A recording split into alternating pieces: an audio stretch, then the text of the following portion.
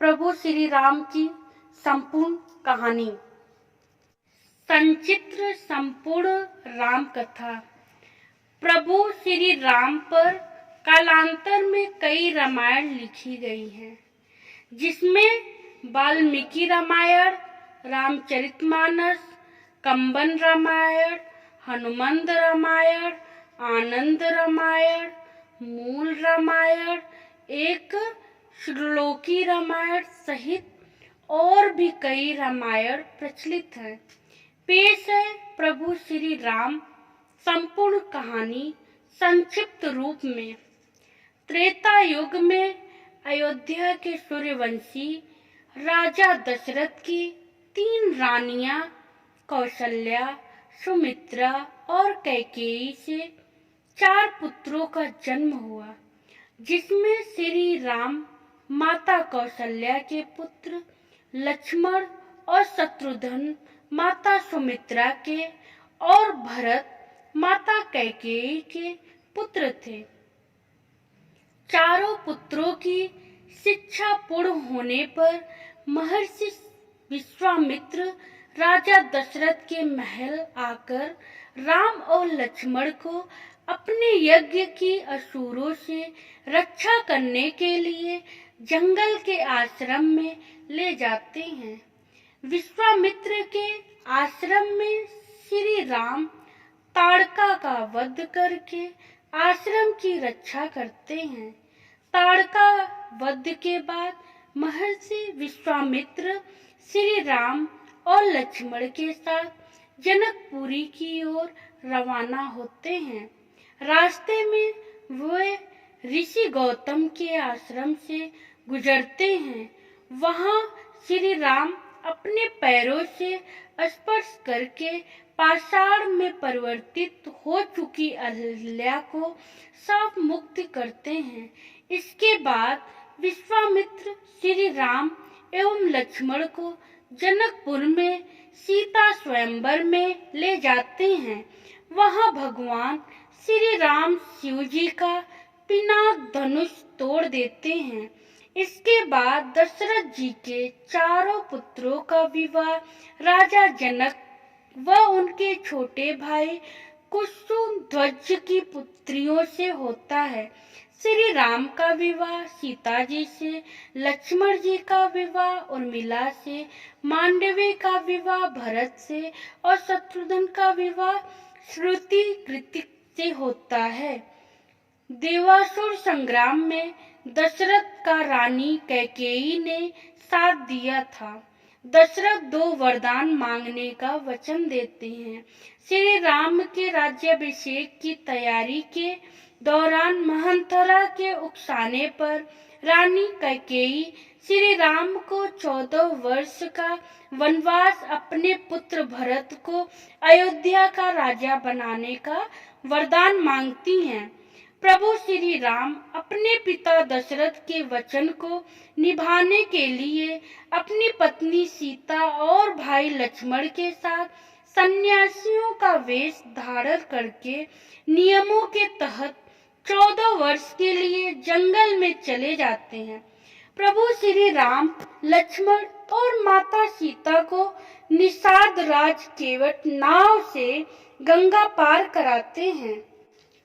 श्री राम उपहार देना चाहते हैं तो केवट कहता है कि जिस तरह मैंने आपको गंगा पार कराया, उसी तरह आप भी मुझे और मेरे परिवार को इस भवसागर से पार करा देना। दंडकवन में रावण की बहन शूर्पणखा सुंदर अप्सरा नयनतारा का रूप धरकर कुटिया के बाहर बैठे श्री राम से विवाह करने का कहती हैं।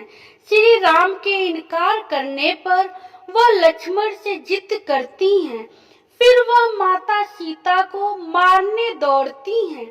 यह देखकर लक्ष्मण जी उसकी नाक काट देते हैं। अपनी कटी हुई नाक को लेकर शूर्पणखा अपने भाई और दंडक वन के असुर राजा खर और दूसर के पास पहुंचती हैं। बाद में श्री राम का खर और दूषण से युद्ध होता है, जिसमें दोनों का श्री राम वध कर देते हैं। खर दूषण के वध का समाचार लेकर शूर्पणखा अपने भाई लंकापति रावण के पास पहुंचकर उन्हें भड़काती हैं और सीता की सुंदरता की तारीफ करती हैं। इसी के साथ वह कहती हैं कि आप वनवासी राम की सुंदर पत्नी का हरण करके ले आइए। इसके बाद रावण अपने मामा मारीच को हिरण बनाकर अपहरण की योजना बनाता है। सीता उस सुंदर स्वर्ण हिरण को देखकर उसे लाने के लिए श्री राम से जिद करती हैं। राम जी उस हिरण को लाने के लिए वन में चले जाते हैं। जब हिरण का भेद खुल जाता है तो राम उसका वध कर देते हैं। बहुत देर तक श्री राम नहीं लौटते हैं तो सीता किसी अनहोनी की आशंका से लक्ष्मण को वन में श्री राम की सहायता करने के लिए भेजती हैं। लक्ष्मण जी एक लक्ष्मण रेखा खींचकर वन में श्री राम को ढूंढने चले जाते हैं। लक्ष्मण जी के जाने के बाद रावण सन्यासी का वेश धारण करके सीता से भिक्षा मांगता है और कहता है कि इस रेखा के पार आकर ही भिक्षा दे, तभी ग्रहण करूंगा। माता सीता यह गलती कर देती हैं और तब रावण अपने असली रूप में आकर अपहरण करके सीता को विमान में बैठाकर ले जाते हैं। रावण जब विमान से माता सीता का अपहरण करके ले जा रहे होता है, तब रास्ते में गिद्धराज जटायु उसे रोकने का प्रयास करते हैं और इसी प्रयास में रावण जटायु का वध कर देता है। जटायु का अंतिम संस्कार करके बाद श्री राम और लक्ष्मण सीता की खोज में निकल पड़ते हैं। खोजते हुए वे सबरी के आश्रम पहुंच जाते हैं। इसके बाद उनका हनुमान जी और सुग्रीव जी से मिलन होता है। सुग्रीव जी अपनी व्यथा श्री राम को सुनाते हैं।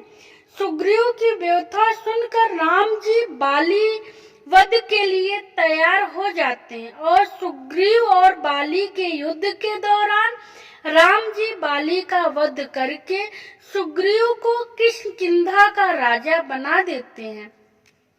सीता की खोज में जामवंत के कहने पर हनुमान जी को अपनी शक्तियों का आभास होता है और वे समुद्र लांघ कर अशोक वाटिका पहुंच जाते हैं। वहां उनकी विभीषण से भेंट होती है। इसके बाद वे माता सीता को श्री राम की अंगूठी देकर श्री राम के बारे में बताते हैं। इसके बाद हनुमान जी को मेघनाथ बंधक बनाकर रावण के समक्ष खड़ा करता है, तो वे रावण को श्री राम के समक्ष समर्पण करने का युद्ध के लिए तैयार कर रहने के लिए कहते हैं। यह सुनकर रावण उनकी पूंछ में आग लगवा देता है। हनुमान जी अपनी जलती हुई पूंछ से लंका को जला देते हैं। लंका दहन के बाद हनुमान जी विभीषण की मुलाकात श्री राम से कराते हैं और तब नल और नील की योजना से समुद्र पर सेतु का निर्माण किया जाने लगता है। अतः मैं श्री राम बाली पुत्र अंगद को रावण की सभा में भेजकर संपन्न करने और शांति का अंतिम प्रस्ताव का संदेश देते हैं। रावण नहीं मानता है तो अंगद अपनी शक्ति का प्रदर्शन करके चेतावनी देकर लौट आता है। इसके बाद राम और रावण का युद्ध होता है। तीसरे दिन के युद्ध में श्री राम का कुंभकर्ण से युद्ध होता है और तब कुंभकर्ण मारा जाता है। कुंभकर्ण और रावण के पुत्रों के मारे जाने के बाद लक्ष्मण मेघनाथ का युद्ध होता है। तब मेघनाथ राम लक्ष्मण को नागपाश में बांध देता है। फिर गरुड़ जी की सहायता से राम लक्ष्मण को नागपाश से मुक्त कराया जाता है। इसके बाद मेघनाथ के प्रहार से लक्ष्मण जी मूर्छित हो जाते हैं। तब हनुमान जी वैद्यराज सुषेण के कहने पर संजीवनी जड़ी बूटी का पहाड़ ले आते हैं। संजीवनी बूटी से लक्ष्मण जी को जब होश आ जाता है, तब फिर से उनका मेघनाथ के साथ युद्ध होता है और अंत में वे मेघनाथ का वध कर देते हैं। इसके बाद राम और रावण का भयंकर युद्ध होता है। विभीषण के बताने पर श्री राम नाभि में तीर छोड़ते हैं और तब रावण का वध करने के बाद प्रभु श्री राम अपनी पत्नी सीता और भाई लक्ष्मण के साथ पुष्पक विमान में बैठकर अयोध्या लौट आते हैं। अयोध्या में प्रभु श्री राम, लक्ष्मण और माता सीता का भव्य स्वागत होता है और बाद में उनका राज्याभिषेक होता है। राज्याभिषेक में हनुमान जी, सुग्रीव, जामवंत, अंगद सहित वानर सेना के कई लोग शामिल होते हैं। दोस्तों, अगर मेरा वीडियो पसंद आए तो लाइक और सब्सक्राइब करिए और अपने दोस्तों के बीच में शेयर जरूर करिएगा।